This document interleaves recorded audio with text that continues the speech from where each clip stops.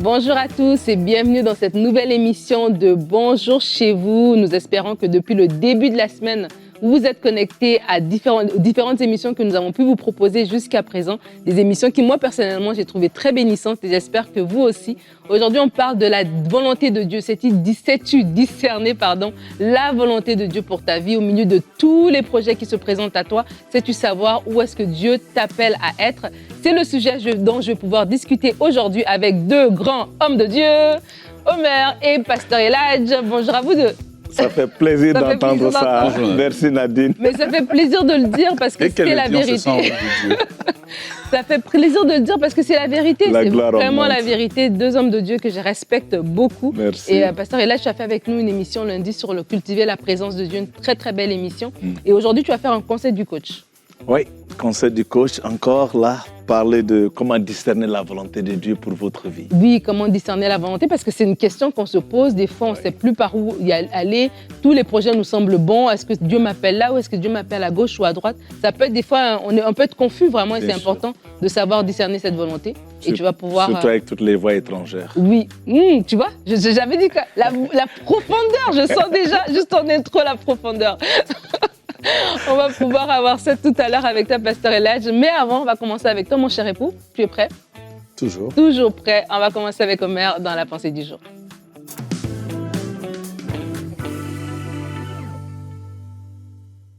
Il est très important d'apprendre à discerner la volonté de Dieu, car la volonté de Dieu, c'est la meilleure des choses, c'est la meilleure version de votre vie, voilà, que Dieu a pour vous ici sur la terre.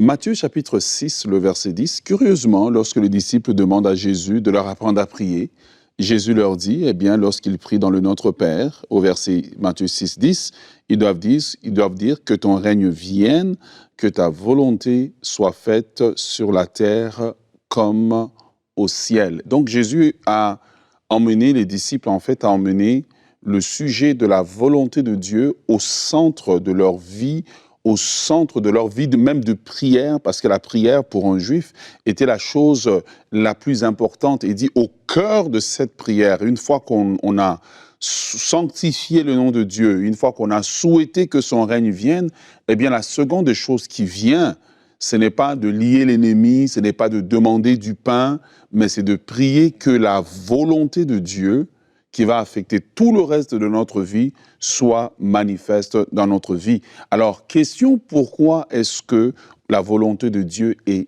importante? J'aimerais donner 5 raisons pour lesquelles elle est importante, et Pasteur Elijah pourra nous montrer comment, justement, discerner la volonté de Dieu. Eh bien, la volonté de Dieu est importante parce que lorsque nous prions la volonté de Dieu, nous aurons la tendance d'être au bon endroit, au bon moment. Ce qui nous permet aussi dans la vie d'éviter certaines balles perdues. Voilà, être au bon endroit, au bon moment. Avoir une vie synchronisée avec l'agenda de Dieu. Numéro 2, quand on est dans la volonté de Dieu, ça nous permet de saisir la bénédiction de Dieu. La bénédiction de Dieu est dans sa volonté. La Bible nous dit qu'au temps d'Isaac, il y a eu la famine comme au temps d'Abraham. Dieu lui a dit, reste dans le désert, sème. Isaac est resté, Isaac a semé, et dans une situation économique très difficile, la Bible dit que Isaac a prospéré. La volonté de Dieu vous fera toujours prospérer dans des moments difficiles ou à des endroits où vous ne pensez pas que vous allez pouvoir émerger. Elle emmène la bénédiction. Troisième des choses que la volonté de Dieu va faire dans votre vie, eh bien celle-là, vous allez beaucoup l'aimer, elle vous permet d'éviter des combats inutiles dans votre vie. Il y a beaucoup de combats que nous avons, des situations. En réalité, c'est parce que nous sommes hors de la volonté de Dieu. Nous sommes partis dans notre propre volonté, comme le prophète Balaam était parti dans sa propre volonté et il a mal terminé. Et tant de gens ont l'impression que le diable les attaque, alors que c'est eux-mêmes qui sont sortis hors de la volonté de Dieu et qui ont des combats inutiles. Le Seigneur les appelle aujourd'hui à retourner simplement sur le chemin de la volonté. Troisième des choses, eh bien, la volonté de Dieu fera de nous une source de bénédiction pour les autres. Quand l'apôtre Paul est entré dans la volonté de Dieu pour sa vie, eh bien aujourd'hui nous avons les écrits de l'apôtre Paul. Nous avons aujourd'hui qu'il a été en bénédiction à toutes les églises qui étaient dans sa génération pour être une source de bénédiction au maximum de personnes.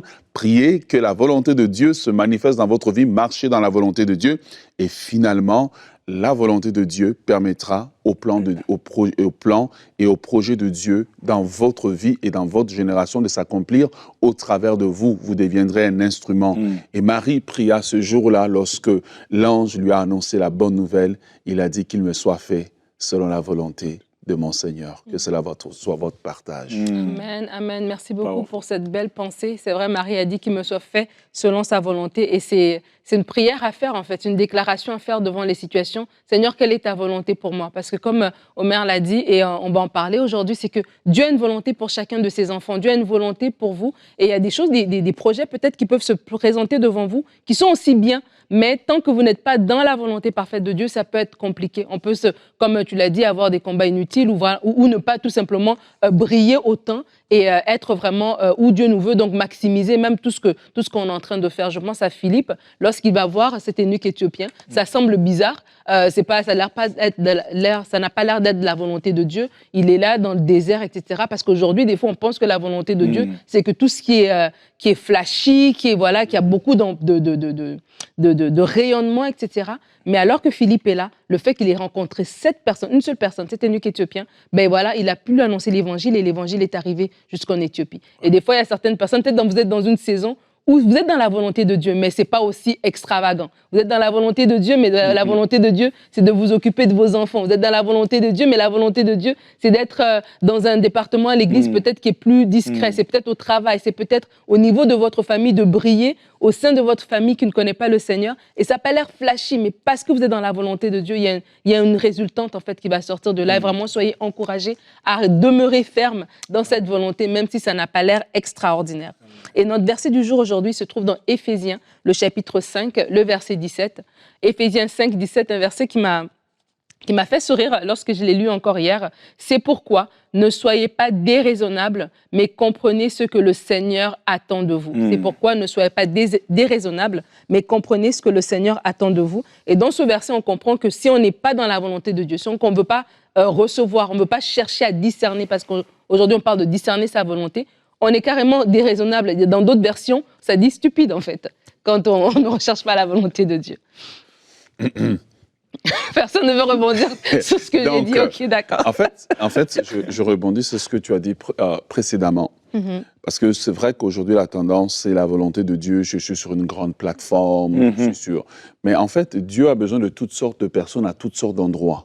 Vous savez, c'est comme quand on construit une maison, on a besoin des maçons, on a besoin des électriciens, on a besoin des gens à toutes sortes de niveaux, parce que le but, à la fin de la journée, c'est que l'édifice soit construit. Et la volonté de Dieu, c'est pas toujours nécessairement quelque chose qui va, au départ, emmener un effet positif. Moi, j'imagine, quand l'ange est venu voir Marie et lui a annoncé, ben, tu vas être enceinte, premièrement, elle ne s'attend pas à être enceinte déjà pour commencer. Elle est en train d'essayer de rentrer comme dans des fiançailles, dans le mariage. Là, elle dit, oh, ok, est-ce que ça veut dire que ben, moi, mon mariage sera? Et puis finalement, ben, l'ange est obligé d'aller collaborer avec Joseph, parce que Joseph aussi doit collaborer avec la volonté de Dieu. Parce qu'on pense que pour que Jésus vienne, c'est seulement Marie qui doit être d'accord. Non, Joseph aussi doit collaborer. Amen. Ça prend deux personnes qui vont collaborer pour que cette volonté se manifeste. Et là, Marie devient enceinte, mais le regard de la communauté. Pour un temps, c'est un temps d'abaissement. C'est comme si elle a raté sa vie. C'est comme si elle a amené la honte à sa famille. Mais le fruit de cette obéissance va produire un homme qui va transformer toute l'histoire de l'humanité. Donc, je voudrais parler à quelqu'un qui, peut-être pour une saison, tu n'es pas connu. Pour une saison, tu es abaissé. Pour une saison, peut-être parce que tu as obéi à des conséquences qui semblent ne pas être plaisantes. Je ne veux pas dire négatives, mais pas plaisantes. J'aimerais juste dire que c'est une saison. Et cette saison finira par passer et quelque chose de glorieux va sortir de cette saison assez particulière que tu vis et tu verras un jour, tu rendras gloire à Dieu et tu remercieras même le Seigneur de t'avoir choisi. Ouais. Je suis vraiment béni par ce que Pasteur Romer il dit à l'égard d'Isaac également. Comment la volonté de Dieu, des fois, ça ne fait pas du sens ça ne fait pas du sens à nous-mêmes, des fois, mais aussi notre entourage. Comme tu le dis, ça peut être des petites choses, et peut-être il faut que je fasse des choses plus grandes. On a cette tendance de poursuivre la grandeur et on a une terminologie du succès qui est un peu différente de celle de Dieu. Dieu peut dire à quelqu'un, sème dans le désert. C'était pendant la famine quand Dieu a parlé à Isaac de planter une sémence. Ça ne fait pas de sens. Dans le désert et pendant la famine, je vais sauver ce que j'ai. Je vais épargner mes grains. Et Dieu dit, fais-le. Donc ça, c'était sa volonté qui l'a amené à être prospère à tout égard. La même chose pour Marie dont tu parlais. Dieu nous demande des fois de faire des choses qui sont sa volonté, qui ne sont pas agréables, qui ne sont pas des choses qu'on aurait pensé faire. Mais si nous obéissons, on verra toujours le résultat. Et ce qui est encourageant, c'est de savoir que la volonté de Dieu est discernable. Elle n'est pas un mystère, elle est connue, elle est révélée. Amen. À la fois, Dieu veut nous parler et nous devons avoir la confiance de savoir que c'est possible de connaître la volonté de Dieu et de l'obéir et voir des grands résultats dans nos vies. Oui, et l'importance d'avoir ce cœur-là qui se positionne aussi pour obéir. Je crois que des fois, c'est là qu'il y a un souci, parce qu'on parle de discerner la volonté de Dieu, et des fois, on veut obéir lorsqu'on comprend tout, on veut obéir lorsque nous-mêmes, ça nous rejoint dans nos aspirations personnelles, etc. Et donc, ça vient bloquer un petit peu notre réponse à la volonté de Dieu. Tu parlais de Marie, voilà un cas de quelqu'un qui a choisi de faire confiance à Dieu. Je pense aussi que l'obéissance aussi, ça provient aussi de la confiance qu'on a dans le Seigneur et le fait de savoir que oui, il tient nos vies entre ses mains, oui, c'est lui qui marche devant nous, lui, il a une volonté pour nous, on n'est pas juste une personne de trop dans sa vie dans laquelle on va faire nos projets nous-mêmes et on va l'associer de temps en temps, voilà, quand ça bloque, oui, Seigneur, viens m'aider par rapport à ça, mais vraiment faire les choses en l'envers, entre guillemets, parce que dans la vie de tous les jours, on veut contrôler nos choses, mais en tant qu'enfant de Dieu, c'est lui qui a le contrôle de nos vies et de dire, Seigneur, je veux me soumettre à ta volonté. Et peut-être que oui, moi, dans ma perception des choses, je vois des choses extraordinaires, mais le Seigneur aussi est un Dieu qui travaille dans le processus et de lui faire confiance, mais et dans tout ce qu'il m'appelle à faire, de m'y donner pleinement, en fait. Et vraiment, c'est ce qu'on veut vous encourager à faire, c'est de rechercher d'abord sa volonté, tout simplement, de vous disposer d'avoir un cœur qui dit, oui, la volonté de Dieu veut s'accomplir dans ma vie. Et quand vous êtes confus, quand il y a devant vous une foule de projets, comme la Bible dit qu'il y a une foule de projets, mais ce sont les desseins de l'Éternel qui s'accomplissent, lorsqu'il y a une foule de projets devant vous, mais faites cette prière comme au psaume 84, Seigneur, mets dans mon cœur des chemins tout tracés, je m'appuie sur toi et je sais que tu vas mettre dans mon cœur des chemins tout tracés et que je ne vais pas tomber dans le piège de créer mes propres chemins. Il y a un chemin que c'est toi, le Seigneur, qui a mis et je vais pouvoir le découvrir et le suivre. J'aimerais dire... excuse-moi.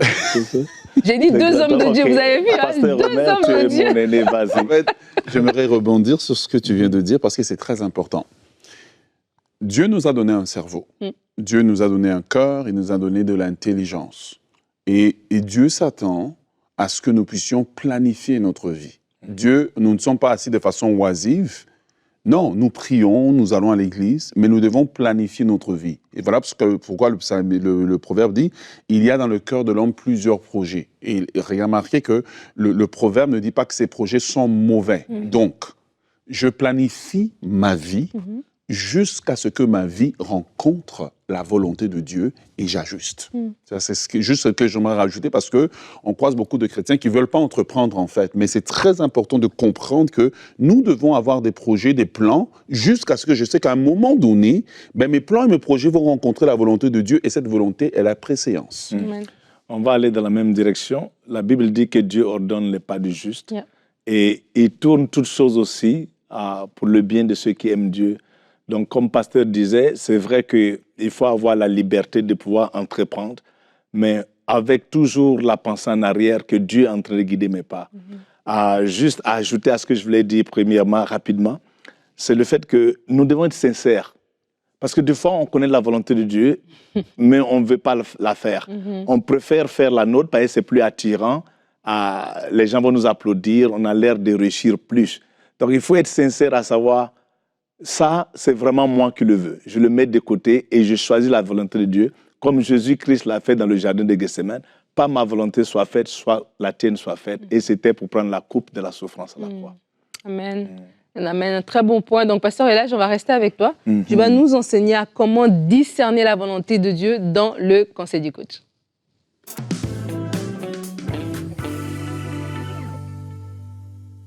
Et comment discerner la volonté de Dieu? Quelle grande question. On va lire encore Éphésiens 5, 17 pour nous rafraîchir la mémoire. C'est pourquoi ne soyez pas déraisonnables, mais comprenez ce que le Seigneur attend de vous. On l'a déjà dit, Pasteur Omer l'a mentionné et Nadine également. Il y a tellement de voix étrangères et il y a aussi souvent notre volonté personnelle. À la fin de la journée, on peut être vraiment un peu confus. Et aussi les opinions des gens que des fois, qui deviennent notre réalité. Je vais essayer de vous partager 4 points simples et je sais que ça pourrait clarifier un peu les choses. Numéro 1, la parole de Dieu. 2 Pierre 1, 19, 20 nous dit que « Et nous tenons pour d'autant plus certain la parole prophétique à laquelle vous faites bien de prêter attention, comme une lampe qui brille dans les lieux obscurs. » Pierre a vu la démonstration sur la montagne de la transfiguration. Il a vu des miracles. Mais il vient nous dire, au-delà des prophéties, des rêves et des visions, l'assurance la plus grande que nous avons, c'est la parole de Dieu. Et je vais encourager surtout les chrétiens aujourd'hui. C'est bien d'écouter des prédications de l'un et de l'autre, mais à la fin, ne laissez pas votre Bible dans la librairie oubliée avec les tas de poussière. Il faut que vous aussi rentrez à apprendre et à lire la parole de Dieu parce que c'est sa volonté pour toi et ta famille et ton destin. Alors, elle est sûre. Juste quelques petits conseils de ne jouez pas la roulette biblique. Je l'ai vu souvent, des chrétiens vont prendre la Bible, dire, bon, je vais trouver la volonté de Dieu, ils ferment les yeux et puis mettent leurs mains, leurs doigts à un verset et ils le lisent, oh, le Seigneur vient de me parler. Ben, je l'ai fait quand j'étais plus jeune dans la foi. Et des fois, tu n'aimes pas le verset, tu refermes encore la Bible et puis tu essaies encore. Alors, Dieu peut parler à travers ces versets, mais je ne recommande pas ça pour pouvoir connaître la volonté de Dieu. L'autre chose qu'il faut faire attention, c'est de courir de prophète en prophète et de pasteur en pasteur, parce que nous avons notre propre volonté. Et tant que personne ne dit ça, on trouve qu'on n'est pas satisfait. Et des fois, on met la vraie volonté de Dieu à côté et nous cherchons des gens pour pouvoir rentrer avec nous dans la même direction pour appeler sa confirmation. Donc, faites attention, cherchez vraiment votre cœur et soyez sincères à savoir que si vous entendez la parole de Dieu dans les Écritures, conformez-vous à cette parole-là. Le deuxième point que je veux donner pour discerner la volonté de Dieu, c'est la paix de Dieu dans nos cœurs. Philippiens chapitre 4, verset 7 nous en parle vraiment très bien. Alors, quand on parle de la paix de Dieu, la Bible nous dit que la paix de Dieu, c'est notre arbitre. L'arbitre, c'est celui qui tient le sifflet.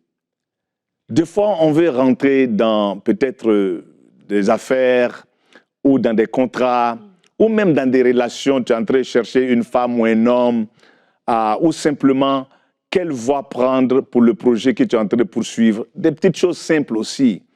Et tu entends ces sifflets-là qui sonnent, où ton cœur devient troublé, à quelque part. Mais il faut obéir à ces sifflets-là. C'est lui l'arbitre. Quand l'arbitre siffle, on arrête tout. Quand l'arbitre siffle, on ne va plus là, dans la direction que tu prenais avant. Il m'est arrivé dans le passé où je voulais faire un contrat d'affaires avec un monsieur. Et quand tu regardes ce monsieur, tout était parfait. Le projet, les affaires, c'était waouh, incroyable, ça va être une explosion, les revenus seront incroyables. Il n'y avait rien physiquement qui montre qu'il ne faut pas.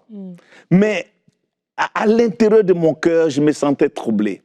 Et je suis là pour être un témoin pour dire, si tu désobéis à l'arbitre, tu vas payer le prix. Donc, prenez mon exemple, quand vous entendez ce sifflet, peu importe ce que vos yeux vous montrent, ce que vos oreilles vous faites entendre, comment est-ce que les choses ont l'air juteuses, prenez au moins une pause et prenez le temps. Parce que la paix de l'esprit dans ton cœur, elle doit être manifestée dans une place de repos. Donc, ne soyez pas pressés quand vous voyez ça. Et avant de passer au prochain point, surtout les relations. Tu as quelqu'un, tu veux marier, vous êtes en relation, ça fait un bon bout, le temps du mariage arrive, on s'approche de là et vous ne sentez pas la paix. S'il vous plaît, c'est mieux de prendre une pause que de rentrer dans la calamité. Donc, il faut obéir cet arbitre-là qui a le dernier mot. 1 Corinthiens chapitre 16, verset 9, Paul dit, une grande porte et un accès efficace m'est ouvert pour l'évangile, mais mes adversaires sont nombreux. Voulant dire, des fois, tu peux aussi être entouré par tout genre de calamités, mais il y a cette paix de Dieu dans ton cœur qui te donne l'assurance que Dieu est avec toi, Dieu est là-dedans. Donc, pour Paul, juste cette paix dans son cœur, bien vrai qu'il y a les ennemis. Ou David qui dit, bien vrai que je marche dans la vallée de la mort, je ne crains rien. Tu prépares une table pour moi au milieu de mes ennemis. Juste pour dire, ce n'est pas parce qu'il y a des obstacles, ça veut dire que ce n'est pas la volonté de Dieu, comme le pasteur Omer avait mentionné, mais c'est de chercher cette paix intérieure. C'est de donner son oreille à cet arbitre qui peut siffler à n'importe quel moment. Le troisième point que j'aimerais mentionner, c'est la multitude des conseillers. Proverbe 15, 22. La Bible dit, les projets échouent, faute d'une assemblée qui délibère. Mais ils réussissent quand il y a de nombreux conseillers. Écoutez, frères et sœurs, quand un homme a un trésor, quand les hommes ont des trésors, ils les cachent dans des coffres forts ou dans des banques. Mais quand Dieu veut cacher quelque chose de précieux, il le met dans l'individu. Donc vous devez savoir qu'il y a des gardiens du conseil de Dieu. Comme, je pense que c'est Achitophel en français, dans 2 Samuel 16, 23. La Bible dit, les conseils donnés en ce temps-là par Achitophel avaient autant d'autorité que s'ils l'ont eu consulté Dieu lui-même. Donc, il y a des gardiens de la sagesse de Dieu, que Dieu a mis autour de vous. Ça peut être vos pasteurs, ça peut être des parents, ça peut être des amis, des gens matures qui ont marché avec Dieu, qui ont vraiment cette sagesse-là que Dieu a cachée en eux, qui ont le conseil de Dieu. N'oubliez pas de consulter les gens. Quand vous prenez des décisions vraiment importantes, c'est toujours mieux d'avoir la multitude de conseillers. J'aimerais aussi dire que si par exemple c'est dans des affaires, demandez à des personnes qui ont de l'expérience dans les affaires. Même s'il ne prie pas jusqu'au matin et n'a pas l'air loin, mais Dieu lui a donné, lui a confié cette sagesse-là, alors il peut être un instrument pour vous aider à prendre les bonnes décisions, à sauver du temps et comme Pasteur Omer avait dit, à éliminer des combats inutiles et à devenir une bénédiction pour votre génération. Alors, je pense que ça, c'est important. Dieu ne parle pas seulement à vous. Cherchez la confirmation autour de vous à des personnes que Dieu a confiées ses conseils. Numéro 4, les circonstances de la vie. Je pense que des fois, on ignore ce côté, mais il est aussi important que les 3 autres points. Je vais donner un exemple pratique. Mon fils, il est en Alberta, bien tenu vraiment une grande bénédiction qu'on a au niveau de notre gouvernement. Une bénédiction que personne d'autre ne peut offrir au Canada pour le moment. Bon, Dieu me parle, il faut que tu déménages à Montréal. Bon, je ne peux pas laisser, par exemple, mon fils en Alberta. Bien vrai que Dieu a dit cette parole. Vous voyez, les circonstances font que, bien vrai que Dieu a parlé, je dois attendre le temps de Dieu. Soit à une guérison totale de mon fils qui me permet de pouvoir déménager, ou à une provision surnaturelle financière qui me permet de pouvoir prendre le fardeau que le gouvernement aujourd'hui prend. Vous voyez, c'est ça qu'il faut faire. Les circonstances sont importantes et Dieu les utilise des fois pour nous garder où nous devons être jusqu'au moment arrivé pour partir. Donc, quelqu'un pourrait prendre les bagages et aller en Chine parce qu'il a eu un rêve, une vision qu'il avait un ministère en Chine. Et immédiatement partir sans consulter les circonstances. Peut-être que tu laisses ta famille, mais qui va pourvoir pour eux? Vous voyez? Donc, il faut vous rassurer. À tout point et égard, ne négligez pas les circonstances que Dieu utilise des fois pour nous dire son temps ou son timing. C'est pour ça que la Bible dit dans Romains 8, 28 que toute chose concourt au bien de ceux qui aiment Dieu. Toute chose concourt au bien de ceux qui aiment Dieu. Regardez l'exemple, par exemple, de Joseph. Mais il a entendu la parole prophétique même 2 fois dans le rêve, qu'il sera premier ministre en Égypte, qu'il mettra fin à la famine, qu'il va sauver le monde d'une crise financière. Mais Joseph ne pouvait pas se lever tout d'un coup et courir aller en Égypte, vous voyez. Les circonstances ne lui permettaient pas. Et Dieu a mis un plan en place pour pouvoir l'amener à où il devait être. Donc peut-être que tu as reçu une parole prophétique. Rassure-toi, numéro 1, de tester avec les Écritures. Tu sais, quand quelqu'un te dit Cette femme que tu as mariée, elle n'est pas la tienne, tu devais marier quelqu'un d'autre. Les Écritures défient ces points. Donc, que ce soit un ange qui est apparu pour te parler ou le prophète des prophètes, tant que les Écritures sont violées, cette prophétie ne vaut pas la peine, il faut la mettre en dehors. Parce que la prophétie suprême, qui ne partira nulle part, elle est établie sur la terre et dans les cieux, c'est la parole de Dieu. Amen. Ça, c'est la plus grande parole prophétique. Numéro 2, il faut toujours être sincère avec la paix de son cœur, cet arbitre qui est l'Esprit Saint qui nous parle et qui nous guide et qui a le point final. Numéro 3, important, la multitude des conseillers autour de vous. C'est important de savoir que Dieu a confié de la sagesse et des conseils aux individus qui vous entourent. Et numéro 4, les circonstances de la vie qui vont permettre de savoir, oui, Seigneur t'a parlé, mais quand? Quel est le bon moment? Parce qu'il rend toutes choses belles en leur temps. J'espère que quelqu'un a été béni et que vous pouvez utiliser ces points pour vous aider à discerner la volonté de Dieu. Amen. Merci beaucoup, Pasteur Eladj, grand homme de Dieu, merci. Je confirme, je valide. Les circonstances sont trop gentilles. Merci énormément pour ce que tu as apporté. Je crois que ça va aider quelqu'un qui se pose la question comment discerner la volonté de Dieu. Et merci d'avoir même fait le recap après à la fin, les 4 points, la parole de Dieu, la paix du Seigneur, les circonstances, la multitude de conseillers. Les points sont là pour vous aider à discerner sa volonté. Oui, Dieu est bon, Dieu a des choses pour vous. Il veut que vous puissiez les saisir. C'est tout simplement de discerner aussi le bon moment, le bon temps et d'avoir ce cœur obéissant, comme tu l'as dit aussi, Omer, dans ta pensée. Merci aussi pour ta contribution, grand homme de Dieu. Je suis entourée de grands hommes de Dieu. Et d'une grande femme. Une grande femme de Dieu. Bon, vous avez compris là, parce que le retour ne venait pas. On va se retrouver demain. Nous arrivons à la volonté de Dieu. Nous arrivons au terme de notre émission en espérant que vous avez apprécié. Demain, nous parlons de la foi. Garde un cœur d'enfant par rapport à ta foi. Et Omer sera là, ainsi qu'Annabelle. Alors, on se dit à demain. Soyez bénis et bonjour chez vous.